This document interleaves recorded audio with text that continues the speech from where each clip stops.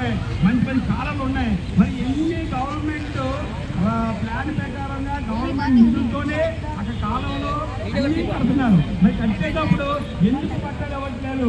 దీనికి కారణం ఏంటంటే వాళ్ళు మహమ్మద్ గౌస్. నేను విశాఖ జిల్లా వైఎస్ఆర్ అధికార ప్రతినిధిని. ఈరోజు కూటమి ప్రభుత్వం చూస్తుంటే గత ప్రభుత్వంలో మా ముఖ్యమంత్రి వర్యులు జగన్మోహన్ రెడ్డి గారు ఎలక్ట్రికల్ మీద ₹2.49 సేకీ సంస్థ ద్వారా ఒప్పందం కుదుర్చుకుంటే ఆ రోజు తెలుగుదేశం ఆ మిత్రపక్షాలన్నీ కలిపి మన మీద బురద జల్లి మీడియా మీద పేపర్లలో ఎంతో ప్రజల మీద భారం పడుతుంది అని చెప్పేసి గొగ్గోలు పెట్టారు.